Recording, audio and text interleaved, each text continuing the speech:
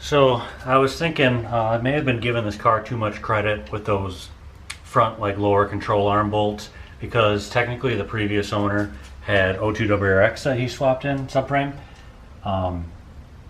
Thinking, you know, he'd already addressed those bolts, but this will be the same thing. I just want to check the Jesus bolts, but I was thinking about it, and these are just O2WRX. He swapped the whole rear subframe, said he never had any issues, so let's see how it goes.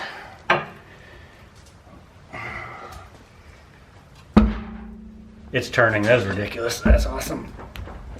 Ooh, that doesn't want to let go though. Interesting. Usually I can get the nut off, but I can't spin the bolt. So let me get some NICs real quick.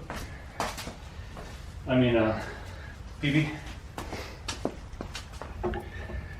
Might have to get some heat in here.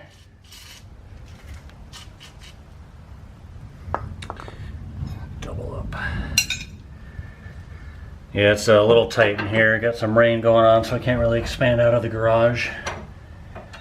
This is an awkward angle. I'm gonna do it like this, dumbass. Maybe not.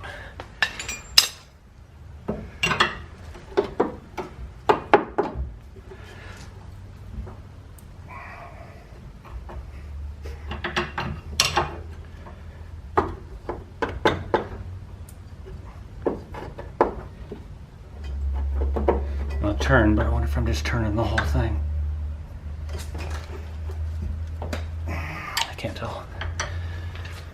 Just do it this way. I hate that sound.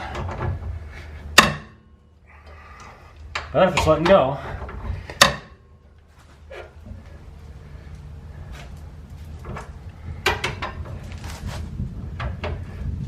Oh, no way, I got it. That's awesome.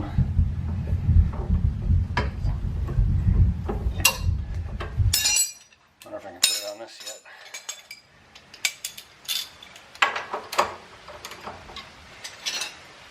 Yeah, it's not supposed to rain today. You hear it coming down now, probably. Well, this is sweet.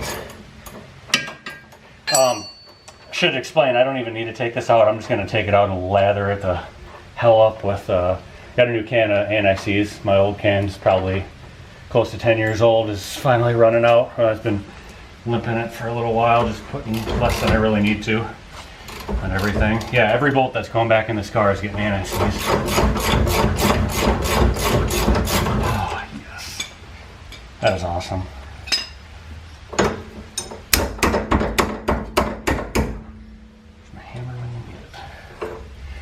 Well, you get the idea. I'll record the other side as well. Okay. Again, with the room, this is the best angle I can really get. I finished up the other side. I had to take off the lower strut, like just the knuckle bolts here. They're actually kind of tight, just like the Jesus bolt. But I don't know if you guys are familiar with Subarus. We refer to this as the Jesus bolt down here. Passes through the lower part of the knuckle. The lower part of the rear lateral links and trailing arm, just kind of ties everything together. And what happens is there's an open like valley inside there that gets filled with all the road salt and stuff here in Minnesota, and just seizes over time. It'll rust to the inside of the bushings back here. So if you are able just to put an ungodly amount of torque on there and just bust it loose, what you actually did is broke the inner metal sleeve from the plastic or the rubber bushing, so it'll just spin. It'll never come out. You can't pull it forward or back, and you end up having to cut them off with a sawzall, or you can just, I don't know, people torch them or whatever. But I think I've only had one come off my entire Subaru time here, and I can't remember the situation behind that one. I think they were already replaced by someone else, basically. So I think my best bet is to break it loose here. There's tutorials on YouTube if you look up the Jesus bolts. There's some guy that spends his time with nice like air ratchet and stuff. Breaks them loose, but and those were in really bad shape. He's just really good at it. I saw a while back. But dang, no good angle with this. I'm not exactly dressed to work on a car right now either. I just need to get these coilovers out because I'm selling them. Someone younger than me, obviously. He wants the low and the bounce. Oh, shoot. But that sounded nice. Yeah, I'm getting all kind of flack for selling these too, these Max Peating rods, but you know, they are what they are. They're a product and people are going to buy them.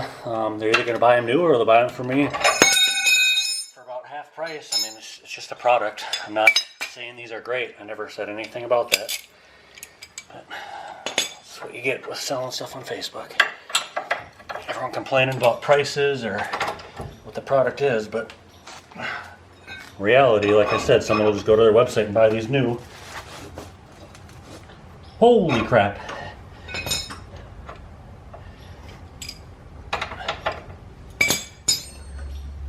I have a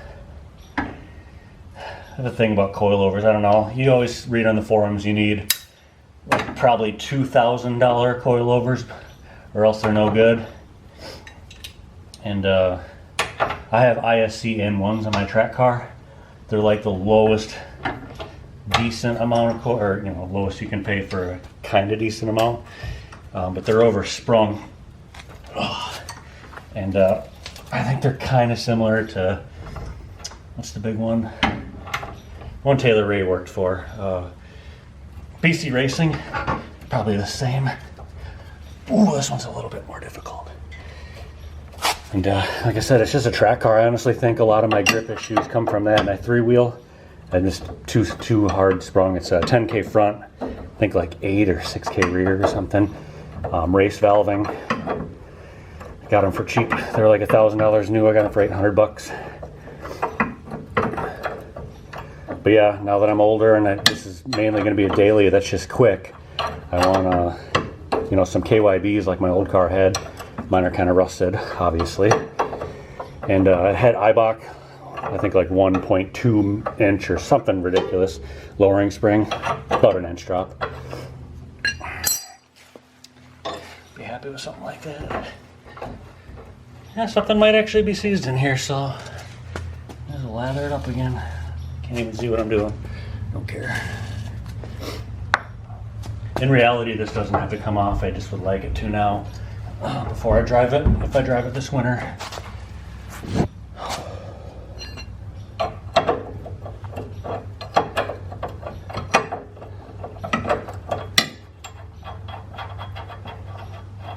I don't recommend it, but I can probably hammer this. If I leave the nut on at the end, I can hammer it a little bit. Try not to hit my e-brake. Ooh, sweat's coming in.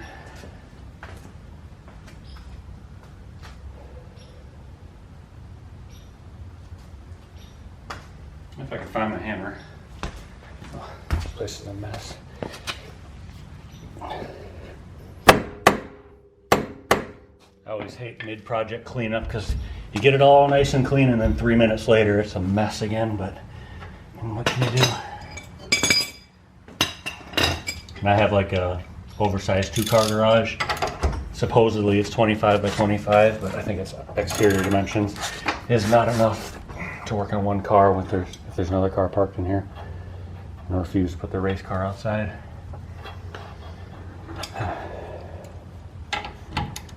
Let's get this bad boy out. Yeah, usually what you want to do is leave the suspension all bolted together, because if you're really giving this thing hell, it'll come up and down with the car in the air. This just strut basically just holds it in place. So maybe I shouldn't do that. Just got my card in the way here.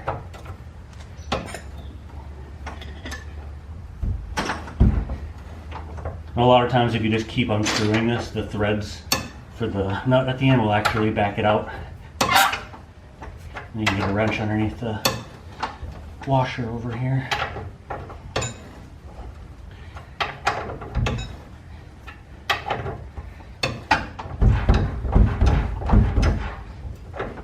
Yeah, my track car, I had to just cut the arms off. And I got white line adjustable ones for a GD, and then I went as wide as I could on GC axles. To the point where I think I was ruining my axles on droop. So someone said the Forester axles were longer, so I went and bought them because I actually ruined one, and they were the exact same length, so I don't know how that worked out.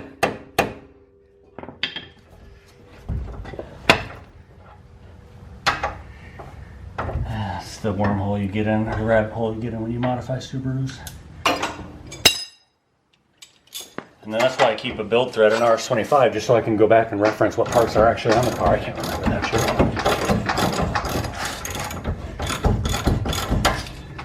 No, I don't think this is coming out. This is why I wish I had an air chisel, air hammer, or whatever. I'll grab a screwdriver.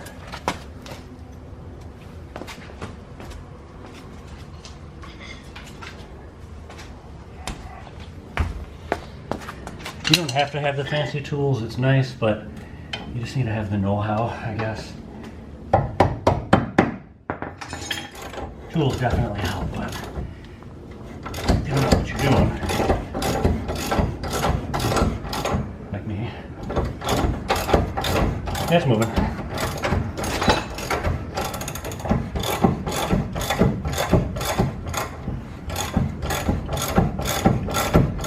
So I probably got this just in the nick of time before it actually fully seized. Just let it wrench around the...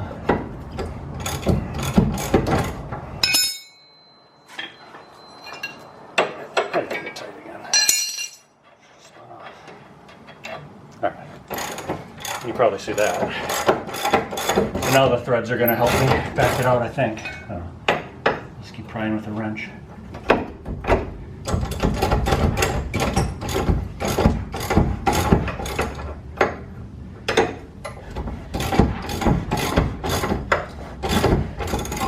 Another thing, if you're trying to get a bolt out and you can't, but you can turn it a little bit, say the threads, you try to get the threads coated with your anti-seize. I like just PB. I'm sure there's better stuff out here, but is this technically PB? I don't know, liquid wrench. Spray it in there and you just work it back in and then work it back and forth, tighten, loosen, just keep adding more PB. You'll see the white foam comes out and it just turns like this nasty, rusty brown. Means you're doing it right, because I think you're breaking off all that rust. It's just getting drowned in the spray, but you're working it down the threads. Eventually it's everywhere. The bolt comes out. But if you're watching my channel, you probably already know all this because you're a Subaru guy and all you do is freaking work on your Subarus more than you drive them. Tell me I'm wrong.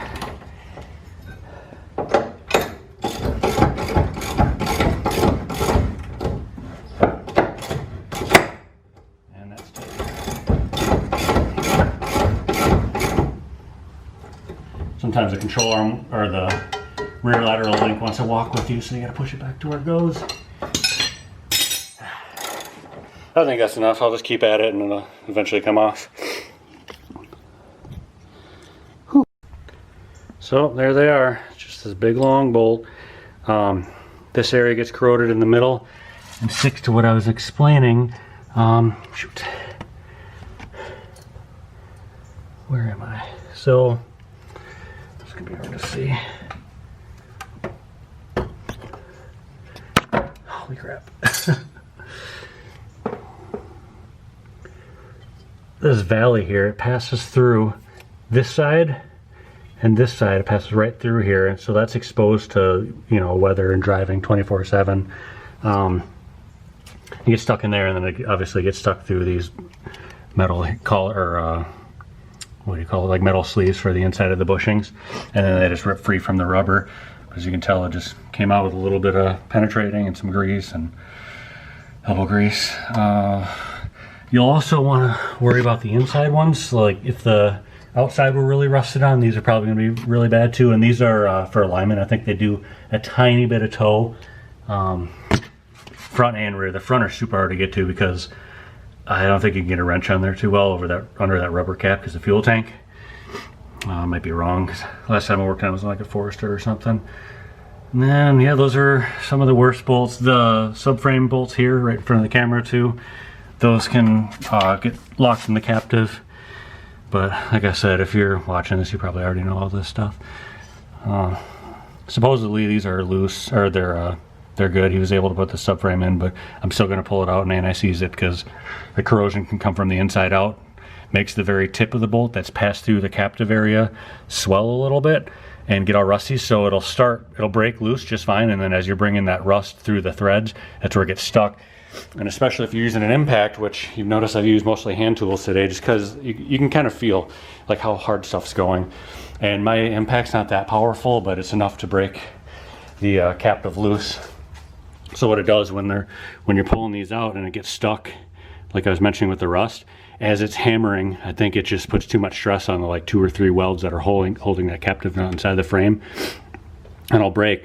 Once that breaks, you're screwed because this bolt will just spin freely, but it's still locked in either end. So you got to cut it off, or I don't have a good example. Maybe on the track car. Oh, there's no light in here though. I don't know if you can see next to that. I know that's my fuel. That's kind of weird. How do you zoom this thing? You'll see I have a little door, but the way the frame is and the unibody, you have to cut a square open initially, and then peel it out open. I think I completely cut it off, and then I cut a second door because there's another wall of metal, and that I just left it open because it's a track car. I don't care. And you can honestly just stick a socket on the captive nut that's spinning, and then you maybe have a buddy or something, unscrew from the underside and you get it out. The reason I left that open is because I'm ghetto and I have just a bolt and nut holding the subframe on together instead of welding or fixing anything.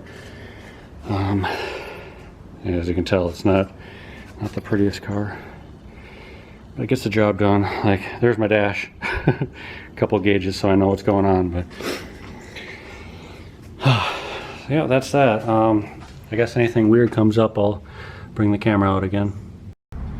Here's another example, I guess. It's just a different bolt.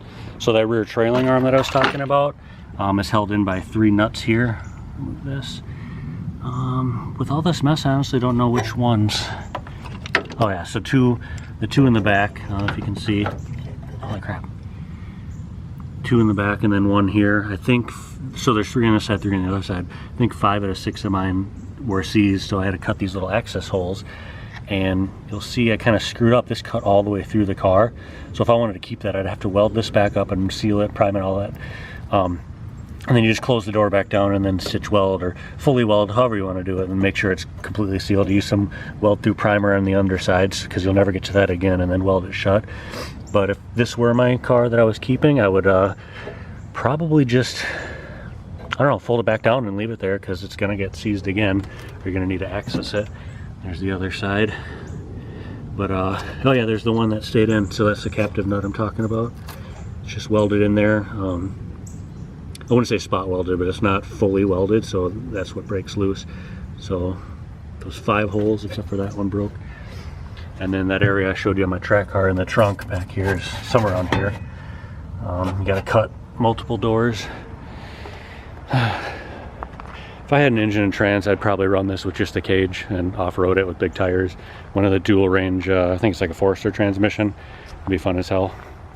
But if any of you guys are local and you need something from the core support that's pretty clean, let me know. Or otherwise the rest of the car is going to the scrap.